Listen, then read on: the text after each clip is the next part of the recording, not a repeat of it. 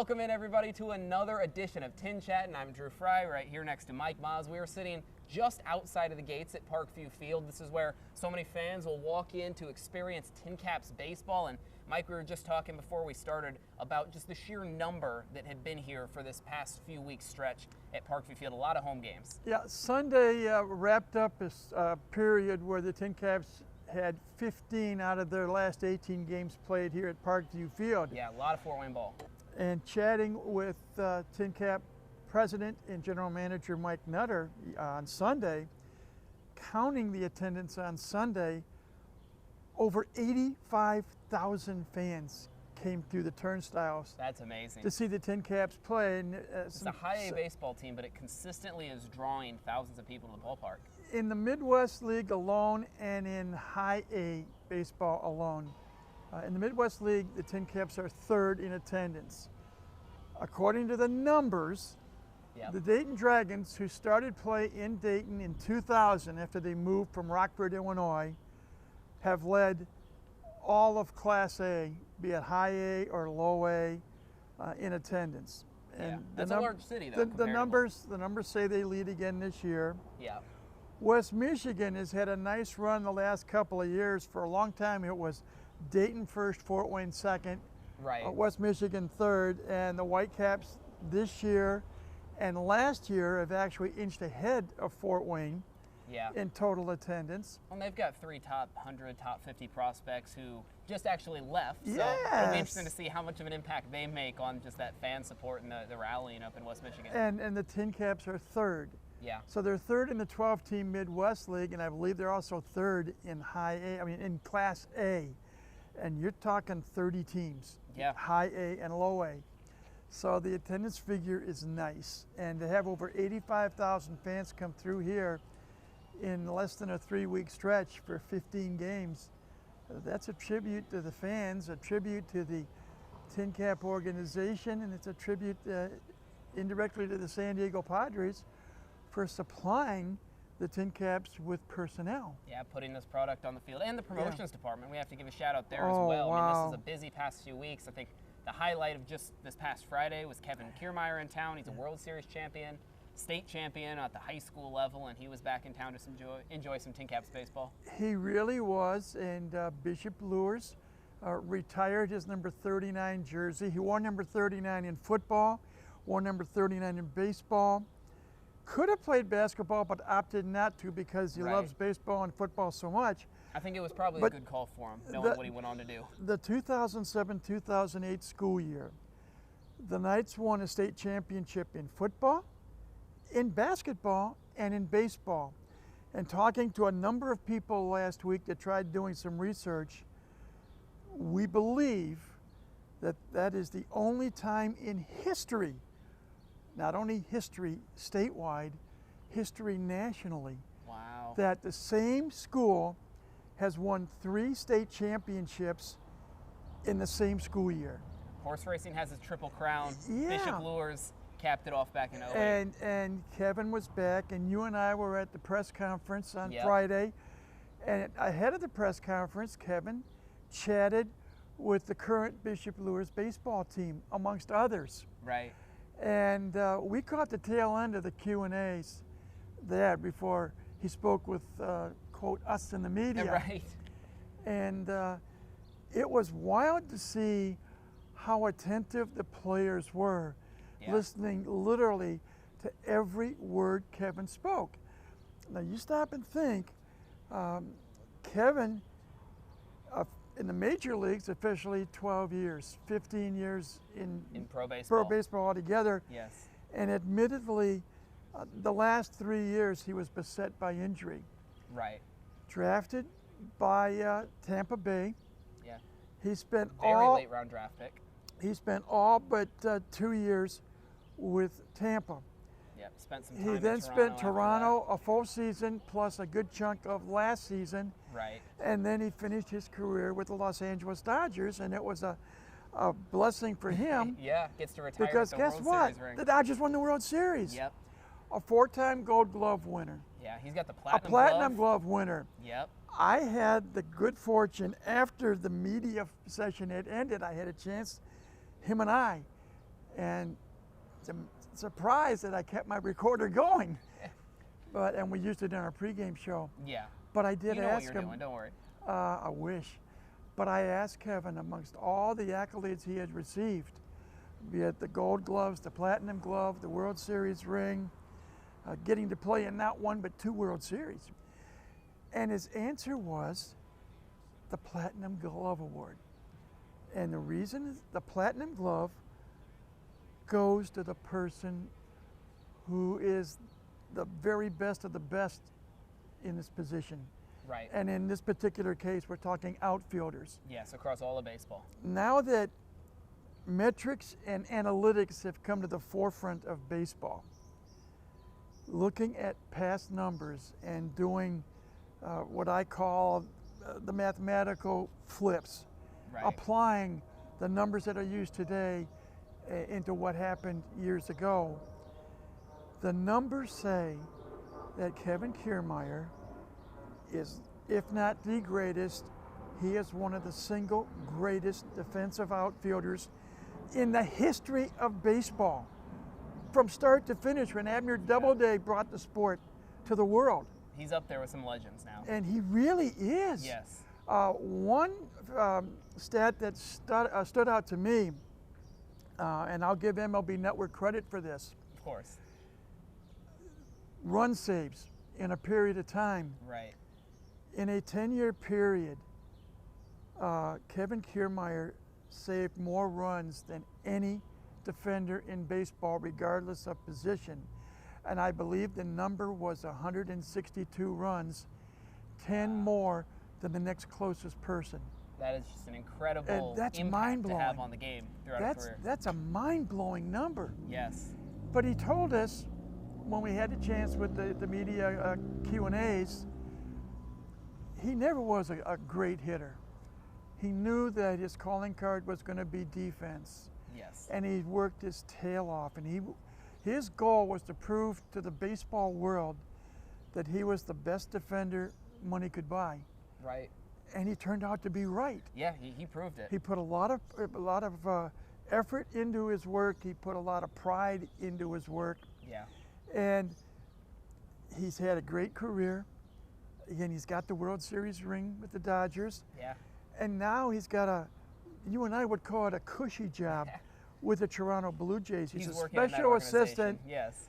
And his particular responsibility is being an instructor and a mentor to every outfielder in the entire Toronto Blue Jays system, major league, minor league, Exactly. whatever. And what Kevin said he likes about it, he basically can call his own schedule. Yeah. He doesn't have to, take late night airplane rides Right. across the country, ride in buses, Yep. Those long road travel trips. all over the place. Yeah. He can go with the affiliates at a time of his choosing. He knows he'll get to an affiliate and he will spend a certain amount of time, and that leaves him time to spend with family. He is a very devoted family man. He's got a couple of kids. Truthfully, he doesn't have to work a day the rest of his life because he put away some of the nice money he made playing baseball. Right. But now it gives him a chance to have the best of all worlds. Oh, yeah. Still spend time in the game that he loves, still spend time with the family that he loves. Exactly. And he's able to mesh it the way he wants to mesh it. Yeah. Well, one thing that stands out is he built this career, and as we mentioned, one of the best defensive players in recent history, or just statistically in history. He did all that without an All-Star appearance, which... True. And he got me on that. When I threw that part of the question out, he politely interrupted me and said, no All-Star game. Right. Right, but we've got All-Stars coming up just this week right now. We've reached the All-Star week on the Major League level. Some minor leaguers get some time off. We got Zach McKinstry of the Detroit Tigers, another Fort Wayne guy. He is going to his first All-Star game this week. And The four former TinCaps. Exactly. Fernando Tatis Jr., Andres Munoz, Mackenzie Gore, and who am I thinking? Max Fried. Max Fried. Yeah, now of the Yankees. TinCap class of 2013. Yes. Tatis class of 2017. Munoz class of 2017. And Mackenzie Gore, I believe, was class of 2018. the first time Mackenzie was here for parts Right. of 2 seasons. All 4 of those going to the All-Star game in Atlanta. Yeah, only one of them still with the Padres. So, and to also put a bookend on it, Leo DeVries was in Atlanta over this past weekend participating in the Futures game. He got into the game. The 4th year in a row that the TinCaps / Padres have had a representative in that Futures game. Ethan Salas in 2024. Of course, you had Robert Hassel III, who's now with Washington. Yes, I think he was 22. 22, and I'm drawing a blank. Yeah, who are we let forgetting? me go to the cheat sheet here if I can find it. A major leaguer. Oh, Jackson Merrill. Jackson Merrill, yes. Class of 2022. Let's see. Merrill, I believe, Merrill was 2023. Yes. Salas was 24. Hassel was 22. So 22, 23, 24, and now 25. with DeVries. And there we go. We got through the Padres are one of only 2 major league franchises that have had players in their organizations be a part of the Futures game, counting 2025 in the past 4 seasons. Yeah. That's a feather in the hat of the San Diego Padres. It's the organization that's been able to develop this talent. And their farm system and their director of personnel. And oh, by the way, the assistant director of personnel for San Diego is one Mike Daly, who in his spare time last year was the manager here in Fort Wayne with the TinCaps. Spare time, yeah. Yeah. So, again, kudos to everyone who has gotten to participate in an All-Star related issue one way or the other. Oh yeah, I do need to point out that last week we discussed who our picks were going to be. Oh yes! I got to give myself a shout out here. I feel like I don't do this enough, but we discussed who we thought was going to be the standout non-TinCaps related of this game, and I believe I predicted that Josue DePaula home run in the Futures game. 3-run jack, and oh, by the way, the National League, which includes the San Diego Padres. Yep, DeVries playing in that game. Beat the American League 4-2. Yeah, I think DeVries was involved in a double play too. Turning one from the. I was surprised, Drew, that heard a number of comments on Sunday, people around the ballpark, that were a little surprised that DeVries did not start the game at shortstop, being not only as the #1 prospect of the Padres, he's rated as the #3 prospect in all of baseball. And number 1 and 2 are already at the big league level, so yeah, assuming they graduate in the near future, DeVries could see himself moving up to number 1. Yeah, and yet he didn't start the Futures game, right. but he did get in. He was a pinch hitter, and he finished the game at shortstop. Yes. And he got the experience. Exactly, and that's what matters. And we talked to DeVries about this before he left on his trip, and that's what he said. His main priorities: number 1, have fun. Number 2, well, this is probably number 1, but stay healthy. That was a big one as well. But really, his big thing that he discussed was just wanting to interact with these other top prospects, these other guys who have been at the levels that he aspires to be at. And one thing that I definitely took note of is DeVries told us the question that he wants to ask the most is how these players are able to deal with failure in particular. When you get into a slump, when you strike out, when something doesn't go your way, he wants to know how these guys are able to overcome it, because that's his mindset right now. And he's having a pretty great season. There have obviously been the ups and the downs. You know, he's committed errors from time to time. He's not, the average isn't up to necessarily what he wants it, but he's had the clutch moments. He's hit for a cycle already this season. Yes. And so he's not resting on his laurels. Here are some of his numbers at the break. He is batting .248. He does have 6 home runs, 40 runs batted in. He's a perfect 6 for 6 in the stolen base department. That's good. And he has 26 extra base hits, 16 doubles, 4 triples, and the 6 home runs. Yeah, when he's hitting it hard. His OPS, which is on base percentage plus slugging percentage, for those of you that may not know what that is at 765. That's not bad, especially for an 18-year-old. And I guarantee you, Drew, 90% of the people that either watch us or listen to us or read about the game, they don't realize that figure is good, especially for a teenager. Right.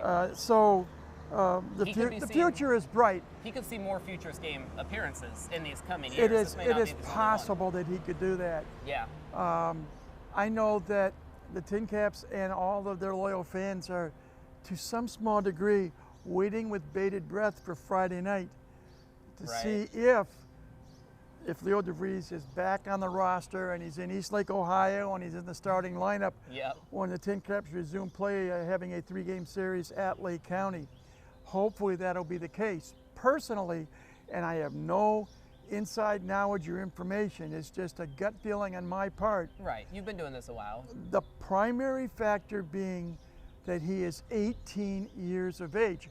If you remember, Ethan Salas actually was on this roster at the age of 17. Right. And he, though his whirlwind first year, he did end up playing, I believe it was 9 games at AA San Antonio. He was back here in Fort Wayne the next year and played the bulk of the year here with the TinCaps. Right. Fernando Tatis Jr. in that what I call magical year of 2017. Yep. He was just 18 years of age, and he played all but the final 2.5 weeks of the season here with Fort Wayne. I really think we both know, and we have seen it, and we have talked about it, that Leo DeVries has a wealth of talent. Yes. And a generally mature discipline at the plate. He has, as everyone who plays this game, has to learn what takes place throughout professional baseball. And in this particular case with the TinCaps, it means playing a full season. At the high A level, you're talking about a regular season schedule of 132 games. That moves up when you go to AA, I believe, to 140. Again at AAA. At the AAA level, it's 148, with the big league number 162.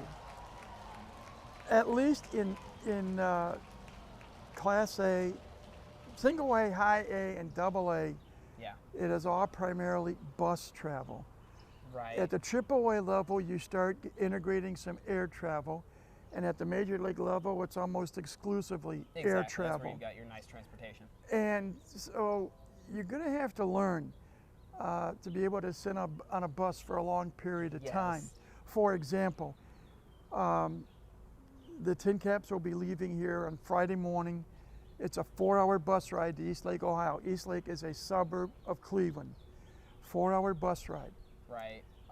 Then they will play Friday, Saturday, Sunday. They will come back after the game on Sunday, spend next week's off day on Monday here at Fort Wayne. Yep, and then they hit the get road up again. real early Tuesday morning to make, depending how fast the bus driver drives and seeing what happens traffic-wise around the city of Chicago. Never something you want to bank on. When I used to travel to Cedar Rapids, it would be between 7 and 8 hours. I'm guessing it is still close to that today. Right. So we're for the next week and a half now, 2 weeks even. Yeah. No baseball at Parkview Field, no TinCaps baseball at the very least. It's all these road games, and this one, especially just this 3-game series, is going to be important in kind of building this momentum that the TinCaps seem to be able to get in bursts. So it'll be 3 or 4 game losing streak, 3 or 4 game winning streak. A lot of back and forth here. So these 3 games could be very significant, especially with the TinCaps fighting for that second half playoff spot. A quick look at the second half standings in the Eastern Division of the Midwest League. West Michigan on top at 13-8, but the Whitecaps are playing with house money. Right. They already have won the first half Eastern Division title. They're in the playoffs no matter what. They win. The other 5 teams are playing for the other spot. Exactly. If the season ended right now, which we're still early in the half, West Michigan's opponent in round 1 of the playoffs would be the Fort Wayne TinCaps. TinCaps, in spite of losing the finale of a 6-game series on Sunday to Quad Cities, they're 12-9 in the second half. That's 1 game out of first. Right. It's 1 game ahead of Lansing, 2 games ahead of Great Lakes and Lake County, and 3.5 games in front. I'm sorry, 4.5 games in front of Dayton. So a lot of teams all in the mix still. And you stop and think. There are 45 games left on the regular season schedule, starting with the 3-game series at Lake County and Friday night. Right. They will play, they being the TinCaps, will play Lake County a total of 9 more times. 3 times this weekend, and in 3 weeks they'll go to Cleveland 1 more time. 9 games against Lake County. Then, after the TinCaps finish out their trip to Cedar Rapids, who's in the West, they'll come home and play Great Lakes. We mentioned Great Lakes, 1 game behind Fort Wayne, I'm sorry, 2 games behind Fort Wayne, 1 game behind Lansing in the second half standings. We mentioned the second trip to Lake County. West Michigan will be here. Yeah, a lot of these top teams all still in the mix. The TinCaps finished the season at West Michigan. Dayton will be here. Right. So there are still 18. The race is not cold. That's what it means. Yeah, there's still 18 home games left. 27 road games, 18 home games. Yeah. So still time for the TinCaps. The frustrating part, Drew, is after play ended on Sunday, though the TinCaps are 12-9 in the second half, they're back at the 500 mark overall. Right, on the whole season. 43-43. They're 500 here at home, 24-24. Right. They're 500 on the road, 19-19. Yeah, at some point you need to start picking up more in the win column when you're getting in the losing column. Admittedly, I have mentioned this on the air, and I've mentioned it in a couple of statewide call-in shows. Yes. Fort Wayne right now is a Jekyll and Hyde team. Right. When they play well, they can be very, very good. When they struggle, and for example, in I believe it was game 3 of the series against Quad Cities, they were shut out, 5-0, and only picked up 4 hits. Yeah. And yet Saturday night they won a game with only 3 hits. Right. Go figure. Yeah. So, it's but they're putting up the runs. It's something I've noticed. They're putting up some runs. If you look at this past month, if you just look at the entire month of July, I believe I went through it earlier, the TinCaps, whenever they score 4 or more runs, they have won every one of those games. Mm-hmm. So it seems like that's sort of the cutoff, because one of the big keys here is going to be the offense, of course. I mean, that's a third of, a half, depending on how much you factor in the defense here as a part of pitching or not. Let's take a quick look at run differential from the second half only. Yeah. Second half only in the East. West Michigan a plus 37. They're the only team with a plus figure in the East. The TinCaps, I take that back. I correct myself. The TinCaps are a minus 5. Lansing is a plus 3. Great Lakes a minus 11. Lake County a minus 6, and Dayton a minus 14. A lot of minuses. So a lot of minuses. But the good news for Fort Wayne is they're going to see West Michigan for 6. They're going to see Lake County for 9. They're going to see Dayton for 6. They're going to see 9, 6. They're done with Lansing. They're the only team, and they're done with Dayton. But they get to see Lake County. They get to see Great Lakes. They get to see West Michigan. Those are all going to be meaningful games. They still get to go to South Bend for 6 one more time. They go to Cedar Rapids 1 more time for 6. Am I adding it all up right? So there are still opportunities to improve. Yeah. The other thing that's going to be interesting, the Major League Draft was over the weekend. Right. And normal rule of thumb, once the draft is taken and drafted players sign their first professional contract, then you're going to see all of these teams in Major League Baseball start to do some shuffling around. Yep, they're going to shake up the rosters. And there may be some draft picks that find their way here to Fort Wayne, which means there are some current players that may either be shifted, be it up to Double-A San Antonio or down to Single-A Lake Elsinore, or outright released, or perhaps be involved in a trade. Right.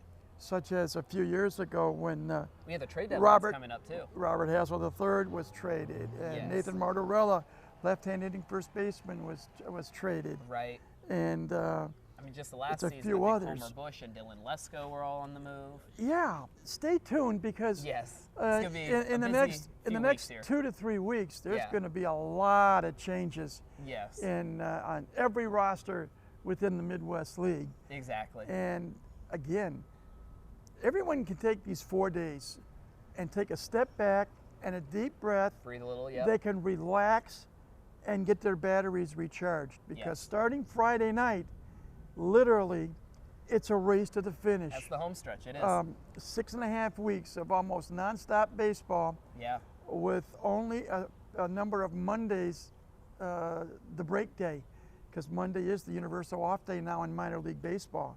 Right. So you're going to have 7 more Mondays off, and then 6 full weeks and 1/2 week left in the season starting Friday night. Yeah. So boys, get your rest now while you can, because come Friday, the fun really begins. Yes, it does. All right, well, I want to wrap us up real quick with our question of the week here. And we touched on it a little bit earlier, but just the offense, waking up, being, having these big moments.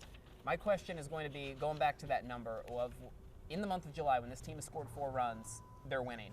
And when they're not scoring 4 runs, they're losing. So we've just got 3 games. It'll be simple enough. How many times in these next 3 games are the TinCaps scoring 4 runs or more? You got to think hard about. Well, I want to be realistic. Yeah. The other thing that we don't know right now, with these 4 off days, Right. that's going to change the rotation. Yes. For example, Ian Koenig has started every Tuesday game this season. Every Right. one. You can move him up to that Friday spot. You might make him a Friday pitcher. Or his rotation spot And can be skipped. you stop and think. You've got Ian Koenig.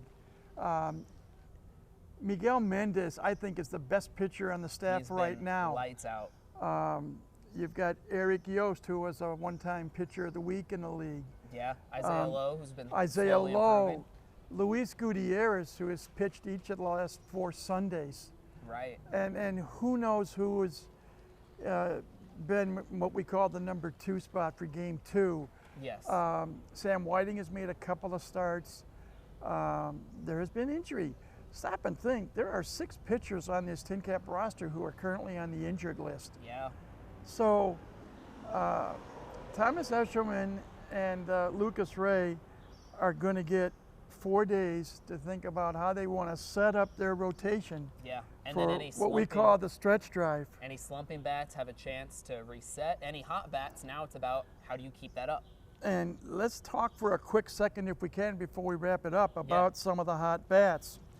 2 nights ago, on Saturday night, the TinCaps won a slugfest. And in that game, both Brandon Butterworth and Braden Carpathios went 4 for 5. Yeah, the TinCaps own killer bees. Yeah, and Butters, as his teammates call him, 2 of his 4 hits were home runs. He's finding that power stroke lately. So they were 4 for 5. Prior to Saturday night, and one of those being the night that Leo DeVries went 5 for 5 Yeah. against Lansing, and that goes back to the end of April, there had only been 2 such performances where a TinCap had either 4 or 5 hits. Right. And yet you got Butterworth And and Carpathios there. Carp each with 4. So they've been swinging the ball well. You wonder about that. You wonder about somebody like Ryan Jackson, who I am still amazed by his poise, Yes, the way just he finding ways plays, to get on base. whether it's shortstop, third base, or left field, and his ability to get on base. I think he's 3rd in all of minor league baseball in walks accrued. He led the California League in walks before he was between promoted. 2 levels of play. Yeah. You got Rosman Verdugo, who I believe, counting Sunday, has walked more times since, I believe it was May. Let's double check and make sure the number is correct here. Right. So let me, give me my cheat sheet real quickly. Oh, of course. Since May 25th, that is a period of 37 games, Verdugo has walked 39 times. Yeah. 39 times. You have to throw him a strike. And he's had the ability to extend at bats. Many a time he's been behind 0-2 or 1-2, Right. and has been able to work his way for a walk. So you got Verdugo, who has walked a lot. He has walked, both he and Carpathios have each walked over 50 times this year. And again, let me get you the numbers real quick, and I apologize for the delay. Oh, you're good. Let's see here real quickly. Carpathios has walked 50 times. Verdugo has walked 54 times. throw in DeVries, who's walked 45 times. Yeah. That's a lot of We're walks. approaching that 150 number. Yeah, and that's just for 3 players. Right. So all of that building into being able to score runs. And the ultimate having goal. said all of that, I will also counter that by saying the TinCaps in games involving shutouts this year are 6-11. Yes. 6-11. So they've been involved in 17 games where one team has been shut out. Right, and they've been on the receiving end a few too many times there. And let me take a look at one final statistic, and that's the Lake County pitching, because that's who's first up this weekend. Yes. Lake County currently 4th in the league in team ERA at 4.16. TinCaps, by the way, 8th at 4.47. But in team walks issued, the TinCaps have walked 371 batters. Lake County has walked 408. So, you know, we throw all of these numbers in a pot, stir the broth, and see what comes out. After I said all of that and all this information, you're asking how many times in 3 games is Fort Wayne going to score 4 runs or more? Yes. Let me get my coin out and flip. I say 2. 2 seems to make the most sense here. I say 2 of the 3. Now, if you ask me if the TinCaps are going to win 2 of the 3, I have a sneaky feeling, and again, it's just a feeling on my part. If they win on Friday night, they sweep the series. That's my own gut feeling. Yeah, you're feeling confident about those weekend games. I do feel confident, and one of the things I mentioned to Andy Yakum, who is my partner at home on the radio, Classic Park in Eastlake, Ohio is what we call a bandbox. Yes. That teams usually hit the most home runs they hit in any ballpark each year in Eastlake, and that includes Fort Wayne. And unless you got some gale force winds that are coming in, I think there's going to be a lot of home runs hit. Hopefully only by Fort Wayne. But, right, yeah, as a fan, you can try and hedge that. I do think they can put some runs up on the board. Yeah. It'll be 2 night games and an afternoon game on Sunday. But you use the number 4. I think Fort Wayne will score at least 4 runs in 2 of the 3 games at Lake County. Yeah, I think that makes the most sense. A solid number. It's exciting to see this all play out. We'll see if we can see some of these long balls go. By the way, you correctly predicted the DePaulo home run in the Futures game. I did. What's the prize you received for hitting it on the nose? Pride. I think that's it. A lot of our guesses throughout this season have been very wrong, especially on my end. So I'm just going to take this as a win that I do kind of know what I'm talking about, at least some days. That's what I'm going to go with here. We're looking forward. The players are looking forward to the 4 days off. Exactly. Everyone looking forward to the resumption of play starting Friday night. And enjoy some All-Star festivities. And again, it's a 45-day dash, 45-game dash to the finish. Yeah. And we'll see if the TinCaps can make it to the postseason in 2025. Yeah, it'll be fun to watch. All right, that's going to bring us to an end today. Mike Moz, I'm Drew Fry. Thanks for joining us again, and we'll see you next time.